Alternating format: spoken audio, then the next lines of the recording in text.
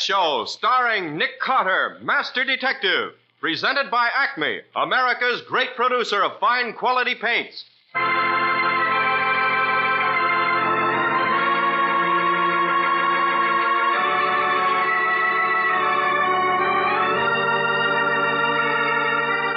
This is the story of a man known the world over as one of the most daring and resourceful characters in the history of detective fiction. A man whose name has become a symbol of the triumph of right and justice over the sinister forces of crime and lawlessness. A man recognized as one of the great masters of deduction. Nick Carter, Master Detective.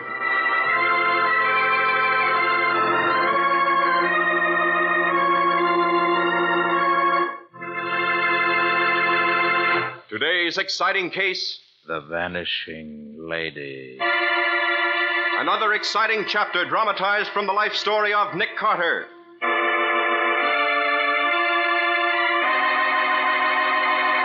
In just a moment, we'll hear how Nick Carter traced a woman who vanished on the steps of the Mercy Maternity Hospital and found out what really happened to her unborn heir. But now, no ordinary phrase is heard oftener than what's new. And this is the answer wise homemakers are giving these days. The three great Linx home brighteners. Linx self-polishing wax, Linx cream polish, and Linx clear gloss varnish. The modern shortcuts to perfect care for floors, woodwork, and furniture. Linx self-polishing wax, the amazing new wax product, beautifies floors with a satiny yet tough anti-skid finish. Linx cream polish cleans as it polishes, leaving no oily film on your furniture. And Linx clear gloss varnish, which is brushed on, dries to an elastic, transparent surface that protects all wood and linoleum in your home. Do as thousands of modern homemakers do. Save hours of work each week. Enjoy sparkling new beauty in your home. Get the three great Linx home brighteners now. You'll find them all at your hardware, paint, or department store. Your headquarters also for Chemtone, the miracle wall finish.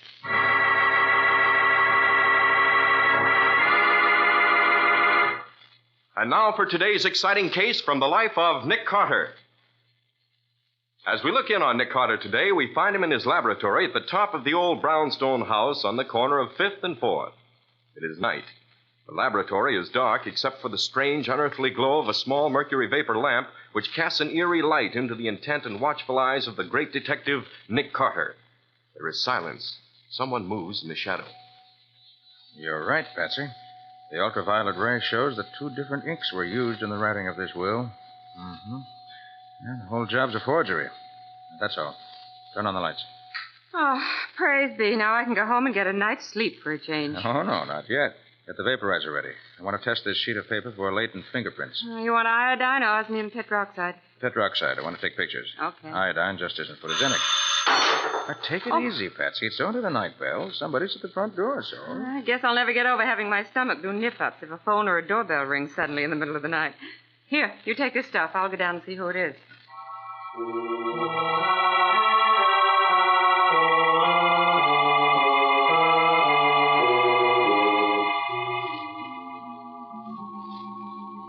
Mr. Carter, you are Mr. Nick Carter? Why, yes. What seems to be the trouble? It's my wife. She's disappeared. We had a quarrel, and now she's gone. Well, I wouldn't be too upset, Mr... Ashford, Harold Ashford. But I am upset. Anyone would be. You see, she's going to have a baby. When? Now, any minute. I mean, any hour. She was on her way to the hospital. That's when she disappeared, right on the steps of Mercy Hospital. Why weren't you with her at the time? I just told you we had a quarrel. Don't you see? Now, look here, Mr. Ashford. Oh, just a minute, Nick. I think we'd get more information if we gave Mr. Ashworth a chance to collect himself. Here, sit down in this easy chair. Thanks. You're very kind, Mrs. Carter. I guess you've been through this yourself. Oh, no, my name's Bowen. Miss Patsy Bowen. Oh, I'm sorry. I apologize. That's perfectly all right, Mr. Ashworth. You see, I was one of a large family, so I do know a little about these things. Mr. Carter, on the other hand... Now, look here, Patsy. Mr. Ashworth didn't come here to... Quiet, Nick. You may be tops when it comes to scientific detection, but how you ever passed in applied psychology? Now, Mr. Ashworth, suppose you tell us all about it from the beginning. Yes. Yes, of course. Patsy, sometimes I have to hand it to you. Thanks. All right, Mr. Ashworth, you and your wife were expecting a baby. What's her name, by the way? Nora. She was Nora Brent. Mm-hmm. Her 2 uncles own the Brent Tubing and Appliances Company. Then she has money. Oh, no. Her father was a minister. He died before we met. Her uncles never approved of me. You see, I'd been married before. Widowed or divorced? Divorced. That's what her uncles didn't approve of. Besides, Nora's a good 10 years younger than I am. They say I married her on the rebound. You see, she had a childhood sweetheart, Jim Stanley, a boy she'd known all her life. He was reported missing with a carrier that went down in the Pacific. That was 2 years ago. Nora was pretty cut up about it. My first wife had just run away with another man. So you consoled each other? Well, maybe just at first, but it didn't take long for us to realize that we were made for each other. You've got to believe me, Mr. Carter. We loved each other. We were ideally happy. No arguments? No differences of opinion? No, never. That is, not until today. And what happened today? This morning, a letter came for Nora. It was addressed to Nora Brent, not Mrs. Ashford, mind you. And up in the corner of the envelope, the sender's name and address read, Chief Petty Officer Jim Stanley, Tappan Haven Hospital. But that's the man she was in love with. The man who was supposed to be dead. Now he's in a hospital only 5 miles down the bay. I take it she got excited when she saw the letter. I knew she would, Mr. Carter, and, well, maybe it was jealousy. Maybe I was afraid of what might happen. You see, we were expecting the baby almost any time, so... So, what? So I destroyed the letter. Very short-sighted. I realize that now, but I couldn't bear to think of losing her. I'd have done anything to prevent it. It would have been much better to have brought the whole thing out into the open. It's too late now. It's happened. Just what I was afraid of. We were sitting in my den after dinner tonight. I was so worried I just couldn't seem to take my eyes off her. Pretty soon I realized I was making her nervous, so I said I thought I'd go to bed and read. I'd just got into my pajamas when the phone rang. I let Nora answer it because her uncle, Timothy Brent, generally called about that time to find out how Nora was feeling. Oh, so the uncles had forgiven her for marrying you. Oh, yes. Tim Brent's a swell guy. He came right around to see us as soon as Paul, the other uncle, died 5 months ago. But Paul never forgave us. Even cut Nora out of his will. Stubborn old customer, huh? And was it Uncle Tim on the telephone? No. I could hear Nora's voice, but not what she was saying. She was talking on the extension in the dining room. Well, pretty soon she opened the bedroom door. She was sort of quiet and white. Harold, what did you do with that letter? What letter, Nora? The one from Jim Stanley. I just talked to him. But, Nora, there wasn't any letter. You mean Jim's alive? Harold, you've never lied to me before. How could you? How could you? Nora, please, I can explain. I don't want any explanations. I don't want... Nora, darling, what's wrong? What's the matter? Baby, I've got to get to the hospital. I've got... Nora, please, darling, don't be frightened. Just as soon as I get dressed again, I'll take it. It's probably Uncle Tim. Hello? Oh, yes, Uncle Tim. No, something's happened. It's the baby. I'm going to the hospital right away. Please call Dr. Jenkins and tell him that I need him. Tell him to come right away. Nora, for heaven's sakes, wait just a minute until I get... No, Harold, I'm going for good. I don't ever want to see you again.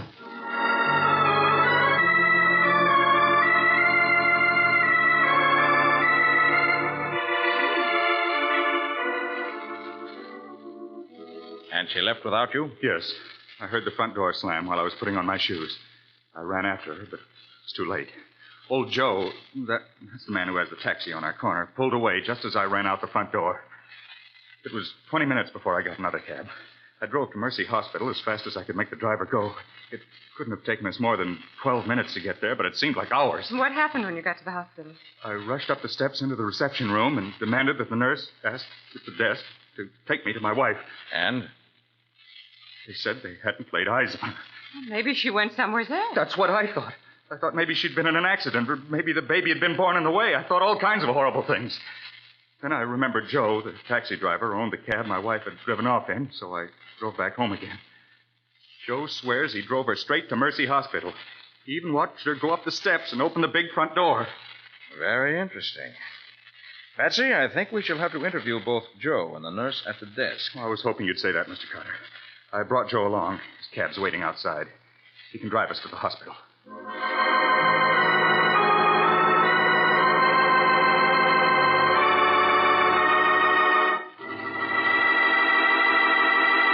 Well, what can Joe tell Nick about the vanishing lady that he hasn't already told her husband, Harold?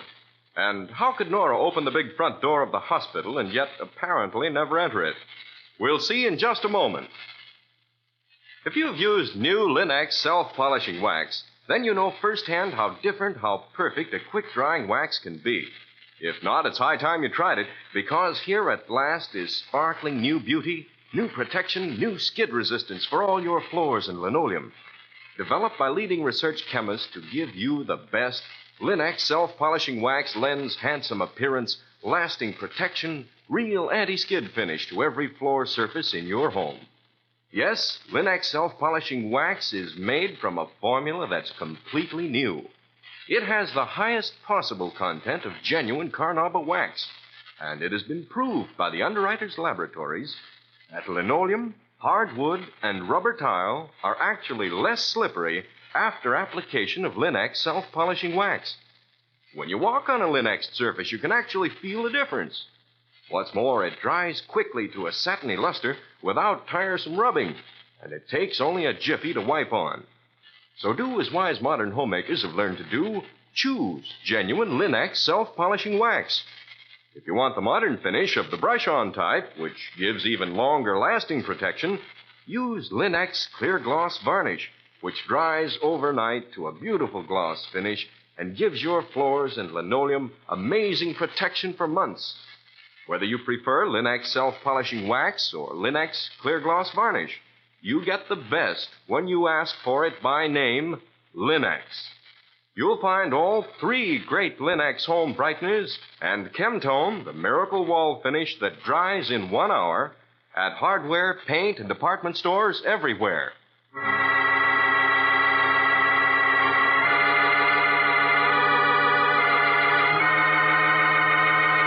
And now, back to our story. As we see Nick Carter again, he and Patsy and Harold Ashforth are in old Joe's cab, which is whirling them off to Mercy Hospital, on whose steps Mrs. Ashforth disappeared less than an hour previously as she was on her way there to have a baby. Nick is questioning the driver. Look here, Joe. Yeah? You're sure it was Mrs. Ashforth you drove to Mercy Hospital tonight? Sure, I'm sure. I'd know her anyways. When you got to the hospital, did you help her up the steps? No, I helped her out of the cab, and just as she opens the door, a man comes out from under the portico, and she runs to him. He puts his arms around her. So I guessed it was somebody she knowed, and I drove off. Who was this man? What did he look like? Well, I couldn't rightly say. It was too dark. I see. Well, here you are. Here's the hospital. Oh, wait here, Joe. We may need you again. Yeah, sure.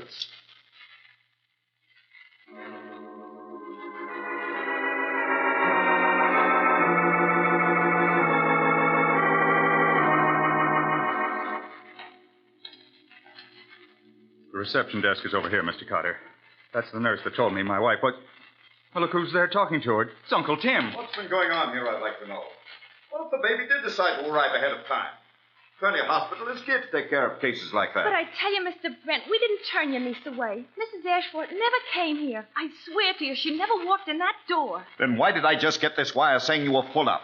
Mind if I have a look at that telegram, Mr. Brent? And who in blazes are you? This is Nick Carter, Uncle Tim. He's trying to find out what's happened to Nora.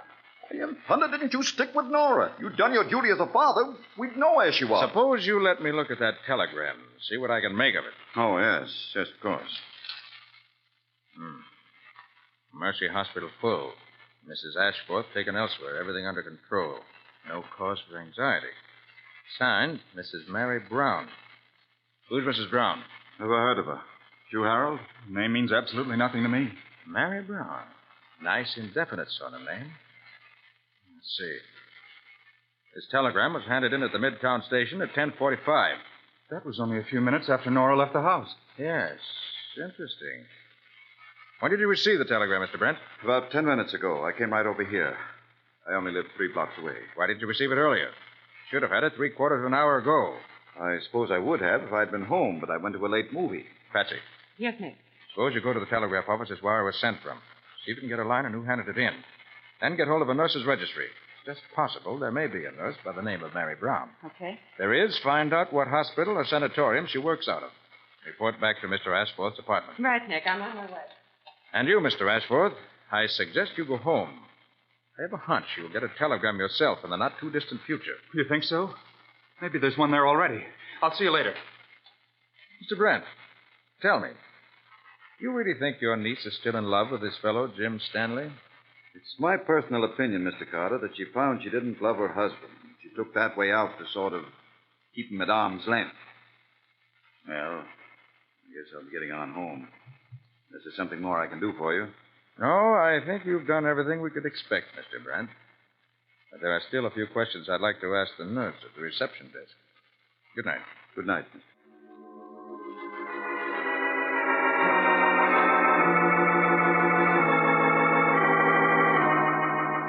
Now then, sister. Honest, Mr. Carter, Mrs. Ashford didn't come here tonight. We don't turn away cases like hers ever. Mr. Ashworth's doctor, what's his name? Stevens. He takes care of all the Brents and the Ashfords. Did he show up at any time tonight? Oh, no, sir. He hasn't been here all either. And yet Nora told her uncle to get hold of him. I wonder. Oh, I see there's a telephone down the hall. Suppose you ask the operator to connect me with the ambulatory ward at Tappan Base Hospital. And while I'm getting that call, you might phone Dr. Stevens' house and find out for me why he didn't get round to deliver the Ashworth baby. Oh, let him think it's a routine inquiry from the hospital. Will you do that for me? Oh, anything I can do for you is a pleasure, Mr. Carter, I'm sure. Thanks, sister. I'll take the call down here. Gee. Myrtle, connect the gentleman on the hall phone with the Tappan Base Hospital. Yeah, the Tappan Base Hospital, the ambulatory ward. Yeah, it's Mr. Nick Carter, the detective. Hurry up, will you, Myrtle?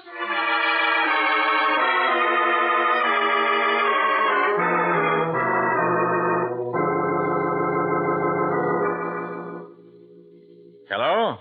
Is this the doctor in charge of the ambulatory ward? That's right. Nick Carter speaking. I want to find out about a patient named Jim or James Stanley. Oh, yes, of course, Mr. Carter. What would you like to know? Where is he now? Well, I don't know. He made a telephone call earlier in the evening, and apparently it upset him very much. He said he had to get into town at once, so, well, we let him go. He didn't say where he was going? No, but I gather it was somewhere in town. If you think there's anything that I can do... No, that's quite all right. Thanks. Oh, Mr. Carter, I got Dr. Stevens' house. He's out on an emergency. He never got the call about Mrs. Ashford. Gee, it must have been a big emergency. Hey, where you going, Mr. Carter? Prevent another emergency, I hope.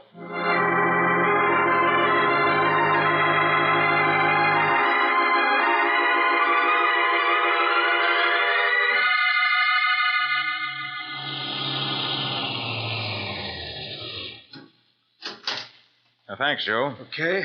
Which is the Ashforth apartment? Ground floor right, just inside the front door. Thanks. Oh, yes. Somebody there, all right. Lights lit, shades drawn. And what's that? Two figures. Male. Great Jupiter, one of them's got a gun. Well, Nick, old boy, no time for a door. You go through the window. Right up with your hands, both of you. But he shot at me. Maybe, but he didn't hit you.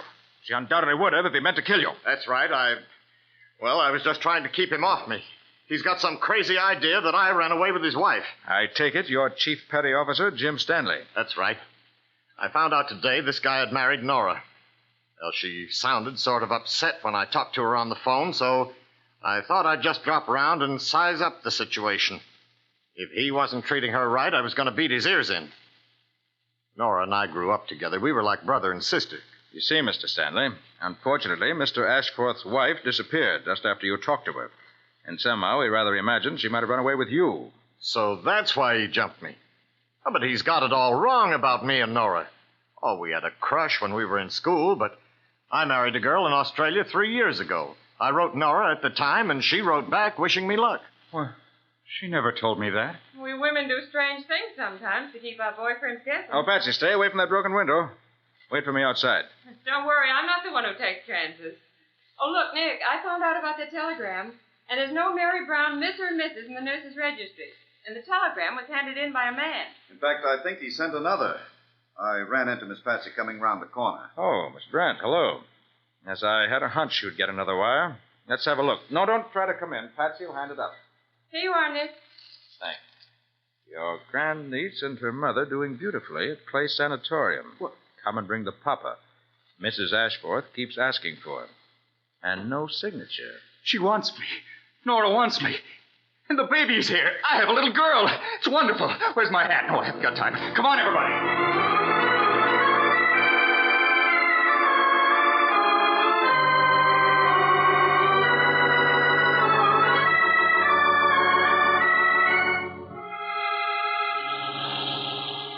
Well, Joe, we seem to have kept you rather busy tonight. Yeah, that's all right by me. It just shows me meter keeps ticking. I'm a father. father of a baby girl. Cheer up, Harold. Maybe you'll have better luck next time. After all, you and Nora are still young. Just what did you mean, Mr. Brent, about better luck next time? Anything unlucky about a baby girl? My brother, as you probably know, disinherited Nora. However, he did leave a codicil to his will. He couldn't bear to think of the Brent factory going out of the family. So he said that if Nora ever had a son, he would inherit my brother's share of the business. You see, my brother was a woman hater at heart. So having a girl baby cost Harold $500,000. I see. Well, here you are, the Clay Sanitarium. Fancy-looking place, ain't it? Fancy and expensive. Well, some of the very best babies get themselves born here. Old Dr. Jeremiah Clay is famous for that. He's brought more millionaires into the world than you can shake a stick at. Too bad Mr. Ashford's daughter isn't a millionaire, too. Oh, money doesn't matter. It's my wife and daughter who really count now.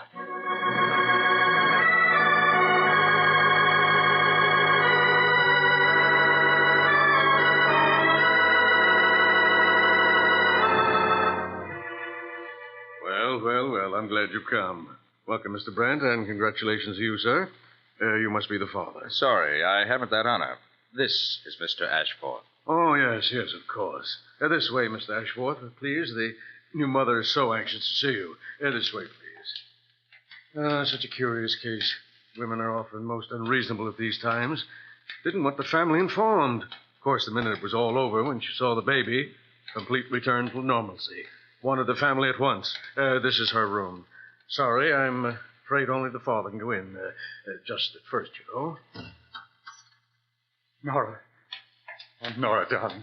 Oh, Harold. Dearest. Oh, my darling. Oh, Harold, don't. Please, darling. It really wasn't so bad. I had a very easy time. It's a girl, you know. I'm sorry. Oh, dearest, I don't care what it is. Just as long as you love me. Silly, of course I do. It's funny when they showed her to me. It's like being introduced to a perfect stranger. Darling, we'll get acquainted with her together. Well, come on, Nick. Our job's finished. Let's go home. Oh, Dr. Clay. Yes? I think I'd like to have a look at Mrs. Ashforth's baby. Of course. I'll have a nurse show it to you. Just a moment, please. This is the first time I ever knew you to show an interest in the nursery. I'm playing a hunch, Patsy. Oh? A hunch that may split this case wide open.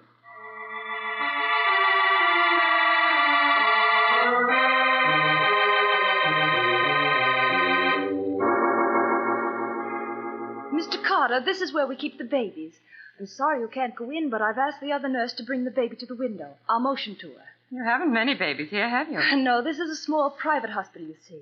Oh, there she is. It's a fine, healthy-looking little girl, isn't she? So that's supposed to be the Ashforth baby. What do you mean, supposed? There's her name on her tag. I put it there myself. That baby's at least 3 days old. Moreover, forceps were used at her delivery. Patsy, you heard Mrs. Ashforth say she had a very easy time. Nick, you mean it's been a mistake? Mistake nothing. It's been a criminal substitution. Nurse, how much did Mr. Timothy Brent pay you to substitute a girl for a boy baby? How dare you? I'll call Dr. Clay and have you arrested for slander. No, you won't. Of course, if you do, I'll insist that the police take a blood test of that baby.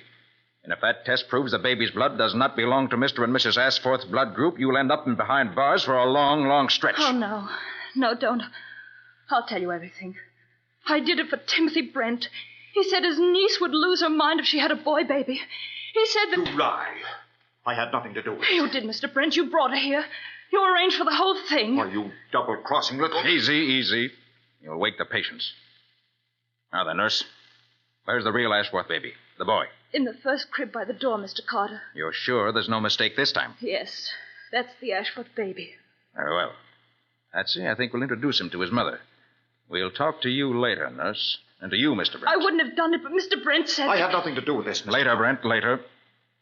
All right, Patsy. Go get the baby. Don't you want to carry him in, Nick? Oh, good heavens, no. I'm afraid I might break him. Here we are. All right, come on now. Patsy. Come on. Come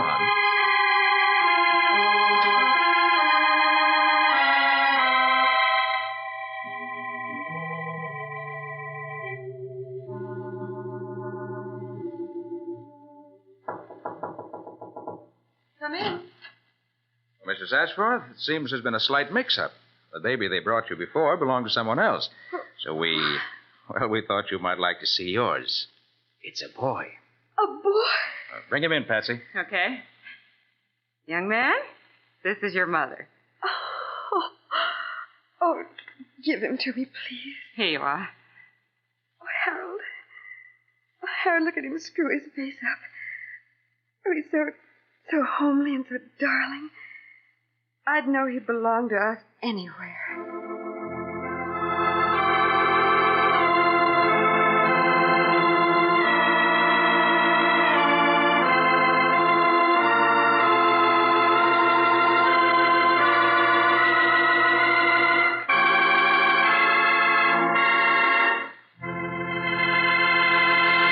In just a moment, Nick will tell you the clues that enabled him to solve the case of the Vanishing Lady. But now, there's always added warmth of hospitality in a home that's beautifully cared for. See to it that your home extends that sort of hospitality. It's easy when you have the 3 great Linux home brighteners to help you. For example, notice how your furniture takes on new loveliness after you've used Linux cream polish, because it cleans as it polishes. One quick, easy application of Linux cream polish erases finger marks, removes dust and old polish deposits, helps conceal scratches, all at the same time. So save half the time, half the fuss of furniture upkeep. Depend on Linux cream polish, the modern shortcut to furniture protection. Get it at your dealers now. Linux cream polish, which saves one whole step in your cleaning day routine. You'll find all 3 great Linux home brighteners, Linux self-polishing wax, Linux cream polish, and Linux clear gloss varnish at your nearest hardware, paint, or department store. Your headquarters also for Chemtone, the modern wall finish that covers in one coat, dries in 1 hour.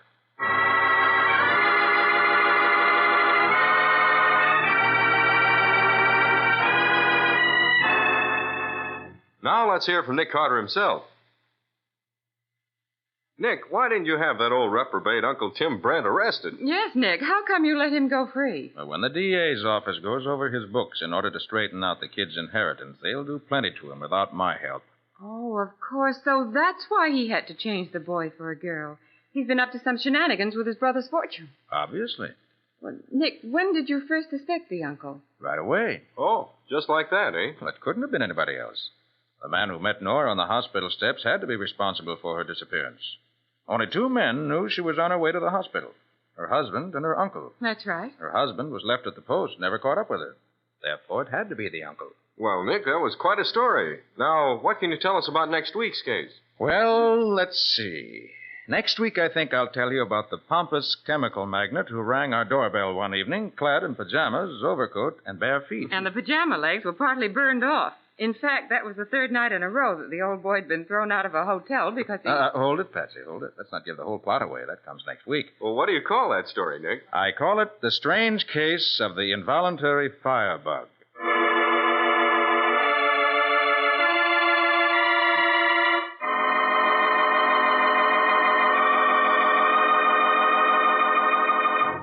Nick Carter, Master Detective, is featured in Street and Smith magazines. Lon Clark is starred as Nick with Helen Choate as Patsy. Original music is played by Lou White. The programs are written by Edith Miser, and any resemblance therein to actual persons, living or dead, is purely coincidental. The entire production is under the direction of Jock McGregor.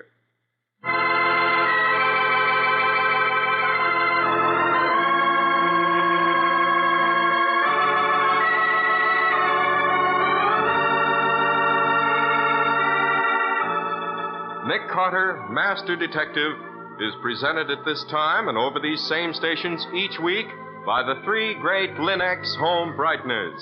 Linux Clear Gloss Varnish, Linux Cream Polish, and Linux Self-Polishing Wax, created by Acme, America's great producer of Acme fine quality paints. This is Ken Powell speaking for the thousands of Linux dealers all over America and saying so long until next week.